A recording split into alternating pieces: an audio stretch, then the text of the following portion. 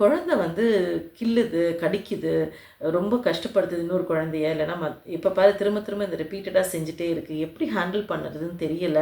கோவம் இதெல்லாம் இருக்கிறப்போ அதை வந்து இந்த மாதிரி எக்ஸ்ப்ரெஸ் பண்ணுறதுக்கான சான்சஸ் இருக்குது. ஸோ இந்த ரீசன்னால் பண்ணுறதுக்கு வாய்ப்பு இருக்குது. எந்த அளவுக்கு போனால் வந்து அம்மா வந்து என்ன ரியாக்ட் பண்ணுறான்றதை அண்டர்ஸ்டாண்ட் பண்ணிக்கிறதுக்காக கூட தே can try to do it. So இதெல்லாம் ரீசன்ஸாக இருக்குது. அந்த குழந்தையவே ஒரு மோசம் அப்படின்னு சொல்லிட்டு சொல்லாமல் இன்னும் கொஞ்சம் பெட்டராக அதை ஹேண்டில் பண்ண வேண்டியது அவசியம். ஸோ இன்னும் பிஹேவியர் தான் சரியில்லை அப்படின்றத சொல்லி புரிய வைக்க வேண்டியதும் அவசியம். ஸோ அப்போது வந்து it is testing our limits also. நம்மளோட பவுண்ட்ரிஸ் மெயின்டைன் பண்ணுறது, இதுதான் பவுண்ட்ரி மெயின்டைன் பண்ணுறது. So you just give the child a hug and say like you are really really good. அதே மாதிரி இந்த குழந்தை ஏன் அப்படி பண்ணுது அப்படின்னு சொல்லிட்டு அந்த குழந்தைகிட்ட பேச வேண்டியதும் ரொம்ப ரொம்ப ரொம்ப அவசியம்.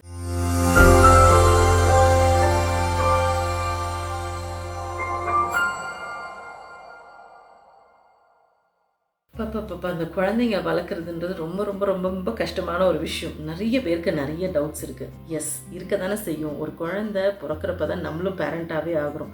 அதுக்கு முன்னாடி 1000 பேரண்ட்ஸை பார்த்துருப்போம். நம்ம பேரண்ட்ஸ்லேருந்து எல்லா பேரண்ட்ஸையும் பார்த்துருப்போம். டிவியில் பேரண்டிங்கை பார்த்துருப்போம். எல்லாத்துலேயும் பார்த்துருப்போம். நிறைய வீடியோஸ் பார்த்துருப்பீங்க.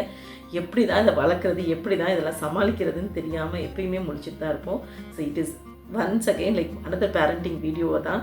ஆனால் இது என்ன இன்றைக்கி அதை எதை பற்றி பேச போகிறோம் அப்படின்னு சொல்கிறேன். குழந்தை வந்து கில்லுது, கடிக்குது, ரொம்ப கஷ்டப்படுத்துது இன்னொரு குழந்தைய. இல்லைன்னா இப்போ பாரு திரும்ப திரும்ப இந்த ரிப்பீட்டடாக செஞ்சுட்டே இருக்குது. எப்படி ஹேண்டில் பண்ணுறதுன்னு தெரியல அப்படின்னு கேட்டிருந்தாங்க. ஸோ அதுக்கான ஆன்சர் தான் இந்த வீடியோவில் கொடுக்கலான்ட்டு.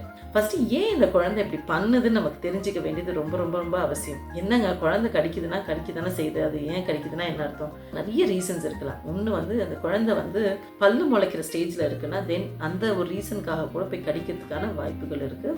ஸோ பல்லு ஊறும்ல, ஸோ அதனால கூட இருக்கலாம். டீத்திங் டிஸ்கம்ஃபர்ட் இருக்கனால கடிக்கலாம். ஸோ இதனால இது ஒரு பிரச்சனையாக இருக்கலாம். இல்லை அப்படின்னா அந்த குழந்தைக்கு ஒரு வேளை பசிக்கலாம், இல்லை இரிட்டேட்டடாக இருக்கலாம், இல்லை வெளியில் வந்து ரொம்ப சத்தமாக இருக்குது, அதை வந்து எப்படி அதை ஹேண்டில் பண்ணுறதுன்னு தெரியலை. ஸோ அதனால போயிட்டு என்ன பண்ணுவோம் தெரியாமல் வந்து இப்போ எப்படி சில பேர் கோவத்தை தூக்கி போட்டு உடைக்கிறாங்கல்ல, அது மாதிரி இது போய் கடிக்கிறதா இருக்கட்டும், இல்லை ஏதாவது பண்ணுறதா இருக்கலாம். இல்லை ஸோ அந்த இமோஷன்ஸை எப்படி ஹேண்டில் பண்ணணும்னு தெரியலைன்றப்போ they can try to do this நேரத்தில். ஃப்ரஸ்ட்ரேஷன், இரிட்டேஷன், ஆங்கர், இது பசி, இது எல்லாம் இந்த மாதிரி ஒரு நெகட்டிவ் இமோஷன்ஸ் ஏதாவது இந்த மாதிரி இருக்கிறப்போ, கோவம் இதெல்லாம் இருக்கிறப்போ அதை வந்து இந்த மாதிரி எக்ஸ்ப்ரெஸ் பண்ணுறதுக்கான சான்சஸ் இருக்குது. ஸோ இந்த ரீசன்னால் பண்ணுறதுக்கு வாய்ப்பு இருக்குது. ஸோ இது மட்டுமா? இல்லை. அப்போ இந்த குழந்தைங்க வந்து நிறைய நேரத்தில் என்னென்னா மற்றவங்களோட அட்டென்ஷனை கிராப் பண்ணணும். எஸ்பெஷலி அவங்க அம்மாவோ இல்லை அப்பாவோ இல்லை அவங்களுக்கு ரொம்ப பிடிச்சவங்க யார் பார்த்துக்கிறாங்களோ அந்த அட்டென்ஷனை கிராப் பண்ணுறதுக்காக, அவங்க நம்மளை பார்க்கணுன்றதுக்காகவோ இல்லை கவனிக்கணுன்றதுக்காக கூட அந்த குழந்தைங்க செய்கிறதுக்கான வாய்ப்பு இருக்குது. எஸ்பெஷலி இந்த 2 கிட்ஸ் இருக்குது பார்த்தீங்கன்னா வீட்டில். ஒன்று வந்து ஒரு 3 வயசோ நம்ம 4 வயசு இந்த மாதிரி கிண்டர் கார்டனில் தான் இருக்கும். அதை விட குட்டி இப்போ தான் வந்து 1.5 வயசு அந்த மாதிரி இருக்கும். அது போயிட்டு இந்த சின்ன குழந்தைய போட்டு கிள்றதா இருக்கட்டும், இல்லை கடிக்கிறதா இருக்கட்டும், வம்புழுக்கிறதா இருக்கட்டும், காதை பிடிச்சி இழுக்கிறது, இதெல்லாம் செய்யும்.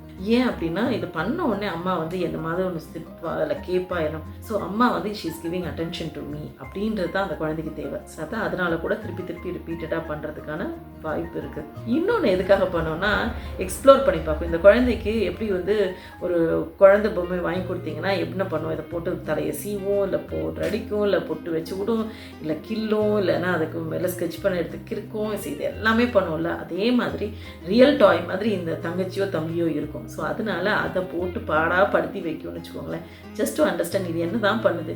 ஏன்னா இது வச்சிருக்கிற டாய் இது எதுவுமே செய்யறதில்ல, அழ போகிறது இல்லை, பாதி நேரத்தில் என்ன பண்ணாலும் பேசாமல் தான் இருக்குது. பட் இது வந்து நான் கத்துது, அழுது, அடிக்க வருது, இல்லைனா உதைக்குது, இது என்னெல்லாம் பண்ணுதே அப்படின்னு சொல்லிட்டு எக்ஸ்ப்ளோர் பண்ணுறதுக்காக கூட அந்த குழந்தைங்க பண்ணுறதுக்கான சான்சஸ் இருக்குது.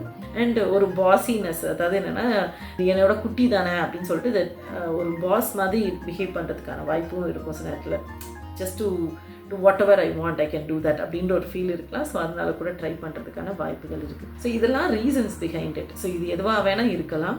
அண்ட் நம்மளோட லிமிட்ஸையும் டெஸ்ட் பண்ணி பார்க்குற மாதிரி தான் இருக்கும் நிறைய நேரத்தில். அண்ட் அதுக்காக கூட சில நேரத்தில் குழந்தைங்கள் செய்யறதுக்கான வாய்ப்பு இருக்குது. எந்த அளவுக்கு போனால் வந்து அம்மா வந்து என்ன ரியாக்ட் பண்ணுறான்றதை அண்டர்ஸ்டாண்ட் பண்ணிக்கிறதுக்காக கூட தே can try to do it. So இதெல்லாம் ரீசன்ஸாக இருக்குது. ஸோ இதை என்ன தான் பண்ணுறது? அப்போ இந்த குழந்தைங்க பண்ணுதுன்னா என்ன பண்ணலாம் அப்படின்னா, முதல்ல நம்ம அதை காமாக ஹேண்டில் பண்ணணும். That is the most important thing which is a very very difficult thing. நம்ம புத்தரா என்ன இயேசுவா இவ்வளோ தூரத்துக்கு அமைதியாக இருக்கிறது நீங்கள் கேட்குறது எனக்கு புரியுது. பட் ஸ்டில் அமைதியாக ஹேண்டில் பண்ணால் தான் அந்த குழந்தை அதுலேருந்தும் லேர்ன் பண்ணிக்க வேண்டிய அவசியமும் இருக்குது. முதல்ல 2 குழந்தைங்க சண்டை கிள்றாங்க அடிச்சுக்கிறாங்கன்றப்போ முதல்ல பிரித்து வைக்க வேண்டியது ரொம்ப அவசியம். நாட்டாம ரோல் ப்ளே பண்ண வேண்டியது அவசியம் தான். முதல்ல பிரித்து வைங்க. பிரித்து வச்சுட்டு அதுக்கப்புறமேட்டு இந்த குழந்தைகிட்ட காமாக ஹேண்டிலாக பேச வேண்டியது அவசியம். அந்த குழந்தை எந்த குழந்தைய கிழிச்சோ இல்லை அடிச்சிச்சோ இல்லைன்னா கடிச்சதோ அந்த குழந்தைகிட்டையும் இல்லை இட்ஸ் ஓகே, லைக் ஃப்ரெண்ட்ஸ் தான் நீங்கள்லாம், இன்னும் ஒன்றும் பிரச்சனை இல்லை, திரும்பி பண்ண மாட்டாங்க அப்படின்றதையும் அதுக்கும் ரீஅஷூரன்ஸ் கொடுக்க வேண்டியது அவசியம். இந்த குழந்தைகிட்ட கண்ணா இப்படி நீ பண்ணுற பிஹேவியர் சரியில்லை, நீயே பேட் கேர்ள் பேட் பாய் அப்படிலாம் சொல்லாமல், அந்த குழந்தையவே ஒரு மோசம் அப்படின்னு சொல்லிட்டு சொல்லாமல் இன்னும் கொஞ்சம் பெட்டராக அதை ஹேண்டில் பண்ண வேண்டியது அவசியம். ஸோ இன்னும் பிஹேவியர் தான் சரியில்லை அப்படின்றத சொல்லி புரிய வைக்க வேண்டியதும் அவசியம். ஸோ இந்த பிஹேவியர் பண்ணேன்னா இது நான் செய்ய மாட்டேன், நான் அடுத்தது இந்த டாய் கொடுக்க மாட்டேன், இல்லைனா இதை விளையாட விட மாட்டேன் அப்படின்னு சொல்கிறப்போ அதை நம்ம ஃபாலோ பண்ணுறோம். அதை மாதிரி அடுத்த தடவை அந்த குழந்தை அப்படி பண்ணுச்சுன்னா நம்ம வந்து அந்த டாயை வாங்கி வைக்கிறதா இருக்கட்டும், இந்த மாதிரி நம்ம செய்கிறப்போ அந்த குழந்தைக்கு புரியும், ஓகே அம்மா வந்து ரொம்ப சீரியஸாக தான் சொல்கிறா, அம்மா இதை நம்ம செஞ்சோன்னா அம்மாவுக்கு பிடிக்கலை, அம்மா நம்மளை வந்து விளையாட விட மாட்டா, இல்லைன்னா டாய் கொடுக்காம விட்டுருவா, ஸோ அதனால் நம்ம இதை செய்யக்கூடாது அப்படின்றதையும் அந்த குழந்தை புரிஞ்சுக்கிறதுக்கான சான்சஸ் இருக்குது. நிறைய நேரத்தில் அது செய்கிறப்போ நம்மளால் அந்த நம்ம சொல்கிற விஷயத்த ஃபாலோ பண்ணுறோம், ஆனால் நிறைய நேரத்தில் ஃபாலோ பண்ணுறதே கிடையாது. ஏன் அப்படின்னா 2 தடவை சொல்லியிருப்போம், இல்லை 3ஆவது தடவை அந்த குழந்தை அழுகுதுன்னொடனே சரி போய் தொலை இந்த டாய்ன்னு சொல்லிட்டு கொடுத்துட்டு போயிட்டே இருப்போம். ஸோ இந்த குழந்தைக்கு என்ன புரிஞ்சிடும்னா, நம்ம 2 தடவை அழுதோன்னா ஓகே அம்மா கொடுத்துருவா, நம்ம அந்த குழந்தைய அடித்தாலோ கிள்னா கூட அம்மா கண்டுக்க மாட்டா, but she will give whatever it is.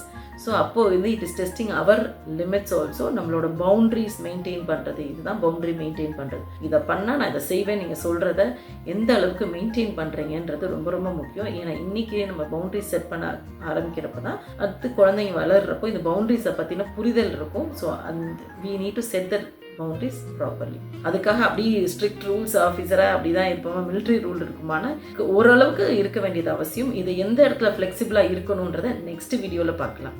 But still ரொம்ப ரொம்ப சில விஷயத்த இல்லை இது நீங்கள் ஒரு குழந்தை ஹர்ட் பண்ணனா இதை நான் கொடுக்க மாட்டேன்னு சொல்கிறீங்கன்னா then you have to stick to it. So அப்போ தான் அந்த குழந்தைகளுக்கும் புரியறதுக்கான வாய்ப்பு இருக்குது. அதே சமயத்தில் அந்த குழந்தை அந்த மாதிரி ஹர்ட் பண்ணவே இல்லை, இன்னொரு குழந்தைய போய் கடிக்கலை அடிக்கலை கில்லலை அப்படின்றப்போ you just give the child a hug and say like you are really really good.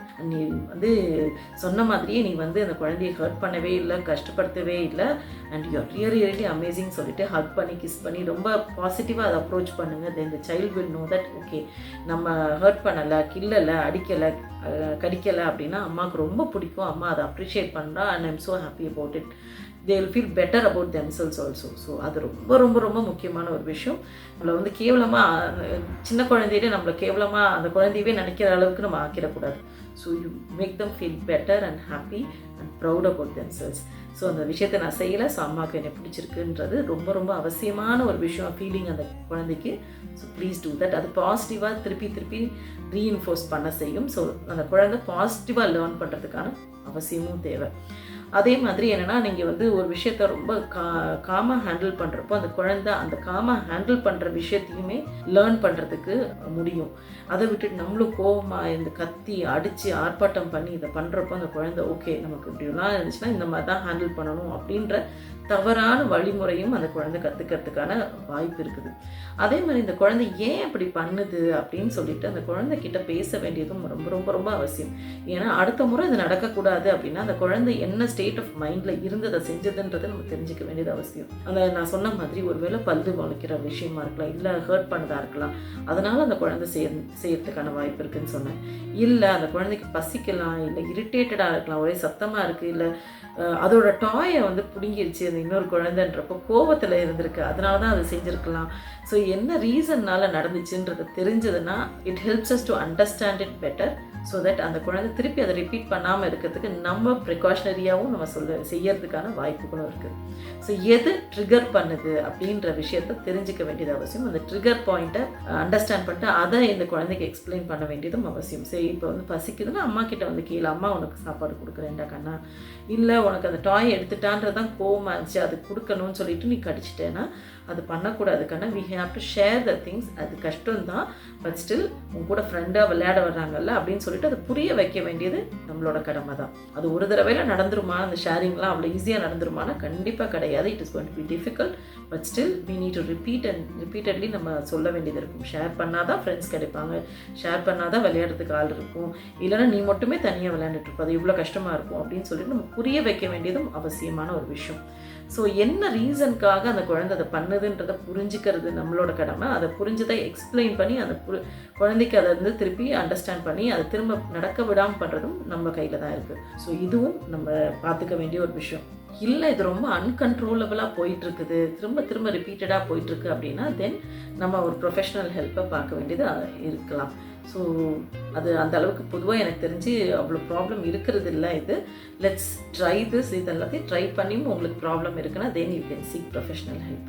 I hope this video was useful. சரி, அடுத்து இது எதை பற்றி பேசலான்னு கண்டிப்பாக சொல்லுங்கள். நான் அந்த பவுண்டரிஸ் எப்படி மெயின்டைன் பண்ணுறது, இன்னும் பெட்டராக மெயின்டைன் பண்ணுறதுன்றதை பற்றி அடுத்தடுத்த வீடியோஸில் நான் சொல்கிறேன். See you.